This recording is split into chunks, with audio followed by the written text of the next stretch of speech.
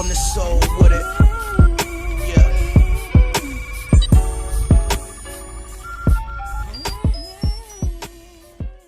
What's going on, everybody? Welcome back to the Island Race TV. I'm back with another video, and I just wanted to give my thoughts on some realistic free agents that I thought the Lakers should target next season. As a Laker fan, over the last 6 seasons, in particular the 2015-2016 season, I really got my hopes up high going into that summer of free agency when I thought we had a chance of signing LaMarcus Aldridge. And I know some of y'all probably like, you had your hopes up high for LaMarcus Aldridge, but what y'all don't know is LaMarcus Aldridge was one of the top free agents at that time and one of the best players in free agency. And y'all don't understand the struggle. Like back in 2014-2015, I remember watching every single Laker game. I mean every single Laker game from game 1 to game 82, and we was just absolutely horrible. And there was this hashtag LA to LA campaign that the Lakers had and that they were selling, and I had my hopes up high because Kobe is clearly my favorite player of all time, and Kobe was approaching the end of his career, so I wanted to see him play with another superstar for the last portion of his career to compete for an NBA championship, instead of trying to carry a team with rookies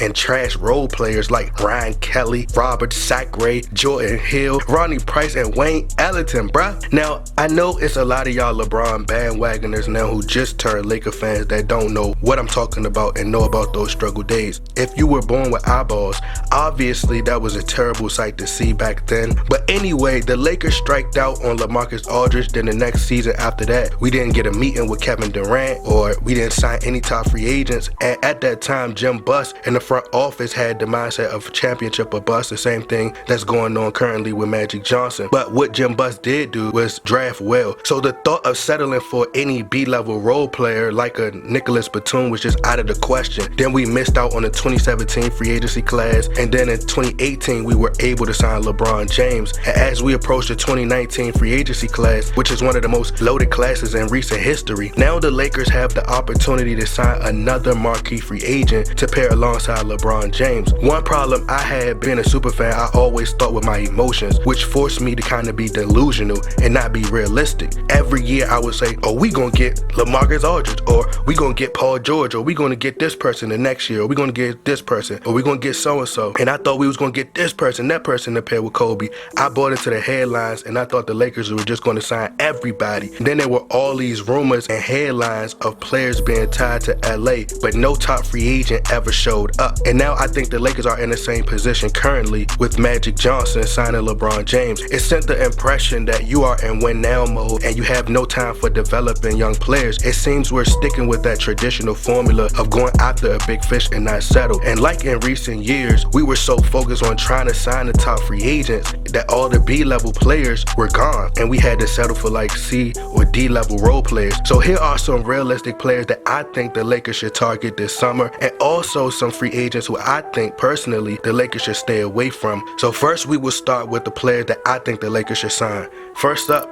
Danny Green. Danny Green has always been a sniper from three-point range. He's already proved that he can play in the system, i.e. Greg Popovich, with great ball movement. He currently shoots 44% from the perimeter. He also plays solid defense, can move without the ball, and will complement LeBron James' style of play very well. He doesn't average a ton of points, but he would definitely be a player LeBron James would enjoy playing with. He's very disciplined. Also, ironically, Danny Green was drafted by the Cleveland Cavaliers and started out his career playing with LeBron James, but of course he wasn't the developed and great Danny Green we know of today. Second, JJ Redick. The Lakers are in desperate need of three-point shooting. I told you guys I listen to a lot of basketball greats interviews, especially Jerry West, who is one of my favorite players, who was on the Stephen A. Smith radio show, and he talked about the Lakers. He gave his opinion. He gave his thoughts on the Lakers and our lack of three-point shooting and how the three-point shot is vital in today's NBA. He explained how LeBron James is more effective when he has the ball in his hands, which is true, how they did with Ben Simmons. Ben Simmons and LeBron James' game is very similar because, of course, Ben Simmons looked up up to LeBron, Russell Westbrook, John Wall. They like to drive the ball and kick it to shooters. The Sixers purposely surrounded Ben Simmons with shooters because they know of his inability to make three-point shots, so they masked the problem by giving him a team full of shooters. Also, now that I think about it, looking back on this season, the Lakers actually could have covered up Brandon Ingram's trouble shooting from three and his inconsistency shooting from the perimeter if the Lakers had more of a consistent three-point shooter starting at the 1 and 2 position, with both Brandon Ingram and LeBron James, being as though that LeBron James and Brandon Ingram statistically didn't play well together. I think it would have actually helped Brandon Ingram's development much more. Also, I think it would have kind of took some pressure and some spotlight off of his struggle shooting from the perimeter, even though I truly believe that Anthony Davis trade rumors got inside the psyche of the young core, and it could be an issue moving forward. But over the summer, I think Brandon Ingram must really improve that aspect of his game. But if they add two daily shooters like a Danny Green or a JJ Redick and a respectable shooter at the 1, I really believe that it will make Brandon Ingram's development and his growth as a player much easier, which will help the Lakers if they were to sign JJ Redick. JJ Redick is 35 years old and he's getting much older, but take note that most of his career he wasn't a player who had to drive the ball and wasn't very ball dominant and didn't have to take all the contact, the banging and wear and tear on his body that an elite athlete or a ball dominant player has to put up with. So he may be able to stay around and prolong his career a lot like Kyle Korver or like a Ray Allen, who was 37 years old when he won a championship playing with the Miami Heat. Coming up at number 3, I have Al Horford. Now, Al Horford is a big man who has really evolved his game over the years. You really have to tip your hat and you really have to respect a player like Al Horford. You now have to respect Al Horford from 3 because he can shoot the ball. I think he would really help spread the floor for the Lakers. Studying LeBron James' game over the years, Al Horford would actually be a perfect fit for LeBron James, and here's why. LeBron James loves calling for screens. He loves pick and rolls. LeBron loves to create mismatches to be switched on to players he feels he will have a much easier time with. So Al Horford would be perfect for LeBron because when Al Horford goes to set a screen for LeBron James, with his ability to pick and pop, he'll be a threat to a lot of defenders. That will give LeBron James another weapon offensively. This is why I think going after Al Horford would make more sense for the Lakers and LeBron opposed to signing someone like DeAndre Jordan. DeAndre Jordan is great defensively, protecting the rim, rebounding, catching alley-oops, and doing the dirty work. But I think with Al Horford being more versatile and having more tools in his arsenal, he gives you more options. Also, another advantage for the Lakers is that this could be the last year of the super teams, especially if Kevin Durant decides to leave the Golden State Warriors. Then it could possibly create more of a balance in the NBA and the talent will be more spread out and bring back more competition. I mean, unless KD decides to follow in LeBron's footsteps again and decide to go back to OKC and team up with Russell Westbrook and Paul George, then we have a problem. But the last free agent I think the Lakers should go after, and this is number 4. Number 4, Zaza Pachulia. Psych, y'all, I'm just playing. I'm just playing. But however, he is a free agent this summer. But no, seriously.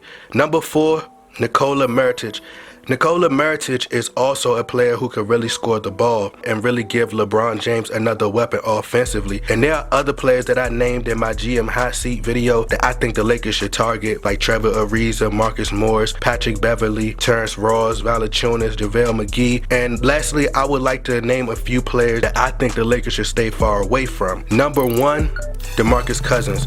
Now, I know this may be controversial because of how great of a big man DeMarcus Cousins is, which he is, and I really like DeMarcus Cousins, but what is his greatest gift is also a curse. DeMarcus Cousins is by far a special talent, but being able to control his temper is a huge problem for Cousins. And when the Lakers go on losing streaks, which does happen, and as you seeing him being on a great team like he is, he still have anger issues. And if you are a GM, are you willing to bet all your money that you're going to give DeMarcus Cousins that he can control himself and not lose it and go off on teams and get technical fouls and get thrown out of games? Cousins is a great player who has evolved his game and has added the three-point shot to his arsenal. But just watching his mannerisms, you know, he's playing on the Golden State Warriors with 4 other all-stars, and you're arguing from the bench, you're getting texts from the bench, you're getting technical fouls, you're playing with Kevin Durant, Klay Thompson, and Steph Curry. It's like, bro, what are you mad for? You're going to win more games than you're going to lose. If I know I'm about to give me an easy championship, bro, I'm going to shut up and control myself and get this ring. You put him on the Lakers, even if you had a veteran on the team, I think there's no controlling DeMarcus Cousins. And to me, it would wouldn't be worth the headache. He's a great player, and I know a lot of people will probably be upset by that, but I just wouldn't take my chances with him. If you guys choose to do so, that's your opinion. That's fine, you know, that I understand it. If the Lakers got DeMarcus Cousins, I mean, I wouldn't be upset. I still watch. But me personally, I think he's someone the Lakers should try to stay away from. Number 2, HASSAN Whiteside. HASSAN Whiteside to me has been very disappointing. His numbers have tremendously declined over the years, and he has so much potential. You're not watching play, it almost seems as though he's disinterested at times, and he doesn't care. It's like he just doesn't care anymore. He kind of reminds me of Andrew Bynum. After Andrew Bynum got to a certain point, he became an all-star, and then after that, he just stopped caring. Like, he was just taking wild shots and doing crazy stuff with his hair and just didn't care anymore. HASSAN Whiteside went from a 70% free throw shooter last season to now sitting at a whopping low 45%, which is absolutely ridiculous. And the fact that you're in a contract year, you're supposed to be balling out. However, I don't think the Lakers should put all their eggs into one basket. I don't think the top free agents will even consider a meeting with the Lakers next season, and that's just my opinion. I think a lot of them already have their minds made up where they want to go next season. So instead of the Lakers putting all their eggs in one basket, I think the best option would be to sign B-level talent players who can help improve your roster before you try to sign these top free agents in 2019. Because if you win with these B-level players and you make the playoffs, and let's say you missed out on 2019 free agents, you wouldn't mind the roster with those B-level players that you can improve on and build with, and you wouldn't mind waiting until 2020 and trying to sign an Anthony Davis and other top free agents in 2020 because you've signed some glue guys to come in and compete and create a new identity and a culture of winning for the future. But that's just my take on it, guys. I try to focus more on what we can build on. I feel like this will help us towards the future and help us build. But y'all let me know what y'all think. Y'all get in that comment box. Think who y'all think the Lakers should target or who the Lakers should stay away from. Y'all get in that comment box, like, share, subscribe. I'm out.